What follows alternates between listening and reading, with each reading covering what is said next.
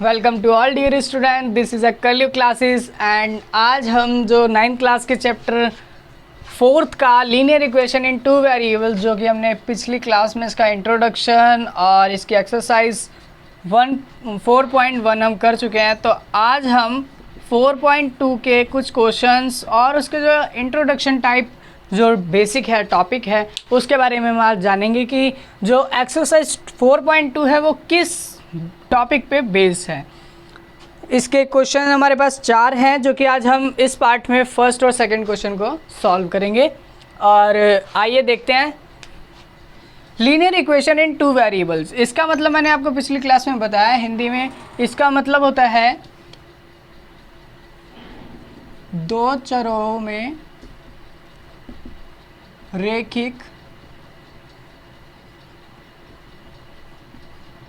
समीकरण।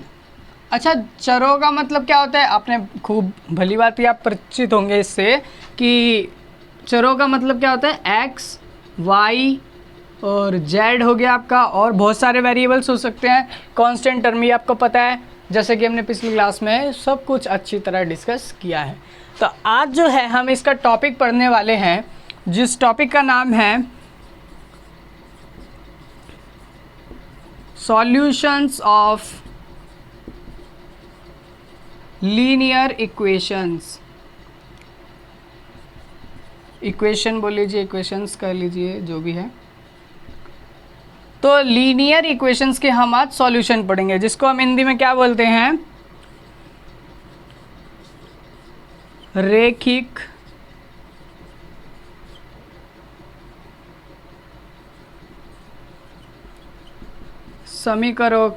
समीकरणों के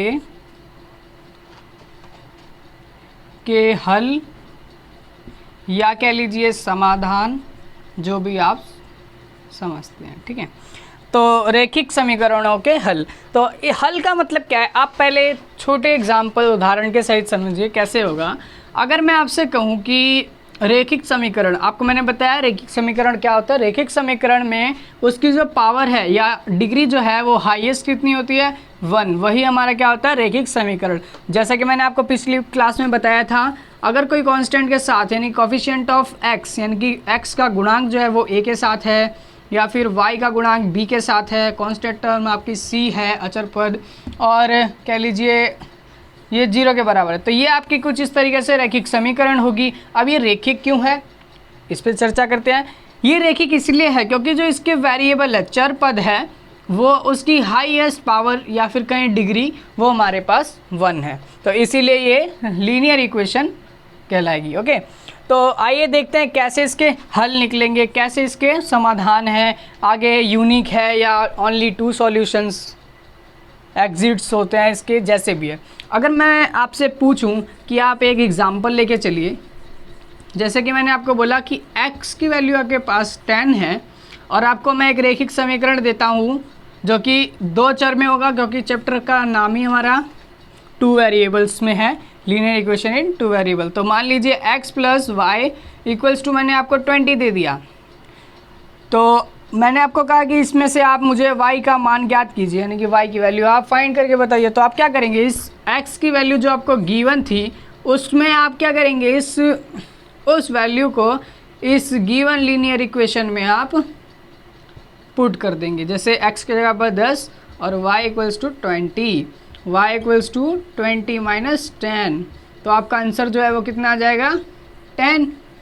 तो ऐसे तो आपने इसका सॉल्यूशन निकाला।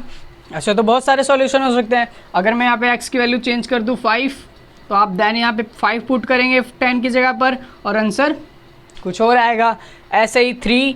तो ऐसे करते करते अगर आपको जैसे जैसे गिवन वैल्यू होंगी वैसे आपके सॉल्यूशंस निकलते जाएंगे। बट यहाँ बात थी कि आपको सॉल्यूशन जो एक वेरिएबल का वैल्यू है वो आपको गिवन है, बट आगे जो क्वेश्चंस होंगे वो उसमें आपको क्या होगा, दोनों ही वेरिएबल्स के वैल्यू आपको निकालने होंगे और आपको वेरीफाई करना है कि क्या उसके सॉल्यूशन यूनिक हैं या ओनली 2 है या फिर इन्फिनिटी मैनी सॉल्यूशन है। तो आइए देखते हैं क्वेश्चन हमारे को क्या कह रहा है। ये था इसका छोटा सा टॉपिक जो कि सॉल्यूशन ऑफ लीनियर इक्वेशन है। अगर आप एनसीईआरटी को अच्छे से रीड करते हो तो आप पेज नंबर 69, पेज नंबर 69 पे पाएंगे कि वहाँ पर एक बीच मिडल में एक लाइन लिखी है। वो लाइन कुछ इस तरीके से है,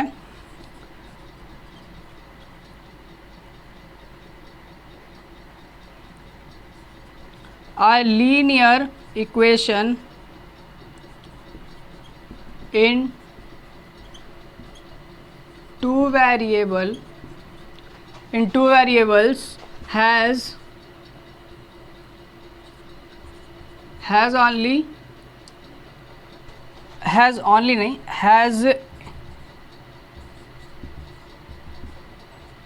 infinitely many solutions। जैसे कि मैंने आपको बताया था पिछले एग्जाम्पल में कि अगर मैं x की वैल्यू को चेंज करता रहता हूँ, जैसे 1 2 माइनस का भी इंटीजर आ सकता है आपका यहाँ पर, है ना। तो कुछ भी वैल्यू अगर मैं x की रखता हूँ तो वैसे वैसे जो y की वैल्यू है वो आपकी चेंज होती जाएगी। तो इस तरीके से आप पता तो नहीं लगा सकते, जो कि हमारे लिए नॉट डिफाइंड हो जाएगा, इन्फिनिटी हो जाएगा। तो वही इस लाइन में लिखा है पेज नंबर 69 पे एनसीईआरटी की बुक में कि a linear equation in a two variable. अगर आपकी कोई लीनियर इक्वेशन है और वो टू वेरिएबल्स के अंदर है तो उसके जो सॉल्यूशन होंगे वो हमारे क्या होंगे, इन्फिनाइट सॉल्यूशन वेरी करेगा। ओके, तो ये थी मेन लाइन जो कि एनसीईआरटी के पेज नंबर 69 पर आपको गिवन है। तो आइए हम अपने क्वेश्चन की तरफ बढ़ते हैं। क्वेश्चन में क्या है, पहले तो क्वेश्चन को अच्छे से रीड करेंगे ताकि हमें इसके वर्ड टू वर्ड मीनिंग जो है हमें अच्छे से निकले और आंसर कहीं पर गलत ना हो। तो which one of the following option is true, यानी कि जो आपको ऑप्शन दिया है फर्स्ट सेकंड एंड थर्ड, इसको बताना है आपको ये ट्रू है या नहीं, एंड वाई। आपको ट्रू बताना है और ये बताना है कि वो सही क्यों है। भारत सरकार में क्या होता है कि आप अगर किसी चीज़ को सिद्ध करते हैं तो पहले तो उसे बताइए कि हाँ ये सही है, और फिर उसको क्या कहते हैं, इसको प्रूव करके दिखाइए। तो वैसे ही यहाँ पर एनसीईआरटी की बुक में भी क्वेश्चंस कुछ इसी तरीके से आते हैं। तो आइए देखते हैं क्या है। तो हम यहाँ पे सॉल्यूशन इसका करेंगे, सॉल्यूशन करें या फिर जैसे ही वेरिफिकेशन जो भी है। तो यहाँ पर हमें एक क्या दिया है, रेखिक समीकरण दिया है, यानी कि लीनियर इक्वेशन दिया है। इसको चाहे तो आप अरेंज भी कर सकते हैं अपने हिसाब से, जैसे कि 3x माइनस का y प्लस का 5 इक्वल्स टू 0। अब कहेंगे इसमें और इसमें अंतर तो बहुत है। अरे अंतर कुछ नहीं है, बस ये y इधर ही आया है। मैंने इसको इसीलिए लिखा था कि आप कंफ्यूज ना हो, बिकॉज हमने जो भी लीनियर इक्वेशंस पढ़ी हैं वो कुछ इस टाइप से पढ़ी हैं, जिसके अंदर क्या होता है, फर्स्ट आपका x वेरिएबल आता है, फिर y वेरिएबल एंड फिर c कांस्टेंट आता है। तो इसीलिए कुछ इस तरीके से मैंने इसको अरेंज किया है, और ज़्यादा कुछ है नहीं। तो अगर हम इसके सॉल्यूशंस देखें तो आप इसके सॉल्यूशंस कैसे निकालेंगे। तो फर्स्ट ऑफ ऑल आपको करना है कि आपको एक कॉलम बना लेना है। आप चाहे तो वैसे भी कर सकते हैं, बट कॉलम बना के करेंगे तो आप कन्फ्यूज़न कम हो पाएगी आपको, ठीक है। तो यहाँ पर आप मान लीजिए x के लिए और यहाँ पर आप मान लीजिए y के लिए। ऐसे करते करते आप, अगर वो यूनिक सॉल्यूशन होगा तो आपका सिर्फ एक ही कॉलम फिल होगा, 2 सॉल्यूशन होगा तो आपका 2 कॉलम्स फिल हो जाएंगे, है ना। और अगर इन्फिनिटी वैल्यू सॉल्यूशंस हैं तो आपके ये सारे कॉलम फर्दर इसके भरते जाएंगे। तो आगे देखिए कैसे होगा। अगर मैं x की जगह पर यहाँ पे 0 लेता हूँ तो पुट करेंगे अगर हम अपनी इक्वेशन में x की जगह पर 0, तो y की वैल्यू जो है वो हमारे पास आ जाएगी। आप कुछ भी वैल्यू ले सकते हैं, एनसीईआरटी में ज़रूरी नहीं है कि आपको जो दिया है वही लेंगे आप, कुछ भी वैल्यू, बट आंसर जो है कैलकुलेशन के साथ में सही होना चाहिए। तो यहाँ पर 0 से मल्टीप्लिकेशन 3 किया है तो यहाँ पर 0 हो जाएगा, और y जो है वो माइनस का है और यहाँ पे प्लस का 5 है, तो यहाँ पे आ जाएगा आपका कुछ इस तरीके से। आप लिख लीजिए -5 और माइनस से माइनस कैंसिल, तो y की वैल्यू जो हो गई आपकी वो हो गई 5। तो एक सॉल्यूशन तो आपको यहाँ मिला। तो आप ये कह सकते हैं कि हाँ ये यूनिक सॉल्यूशन है कि नहीं। अभी के लिए तो ये यूनिक सॉल्यूशन है, बट अगर हम फर्दर सॉल्व करें तो क्या होगा। अब इस बार हम 0 रखेंगे y को 0 रखेंगे तो फ्रैक्शन में आंसर आ जाएगा, जो कि पॉइंट समथिंग में होगा कुछ, ठीक है। तो y को 0 रखेंगे तो y की जगह पे 0 और प्लस 5 इक्वल्स टू, तो x वेरिएबल को अगर हम यहीं छोड़ें तो यहाँ पर x की वैल्यू जो है हमारे ये आ जाएगी कुछ इस तरीके से, यानी कि x की वैल्यू जो है -5/3 आ रही है आपकी। तो ऐसे करके हमारे 2 सॉल्यूशन हो गए, और आप जैसे जैसे फर्दर इसको करते जाएंगे सॉल्व, वैसे वैसे आपकी वैल्यूज़ आती रहेगी।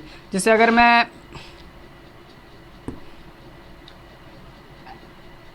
x को 5 ले लूँ तो कितना आएगा, x की जगह पे 5 लिखते हैं,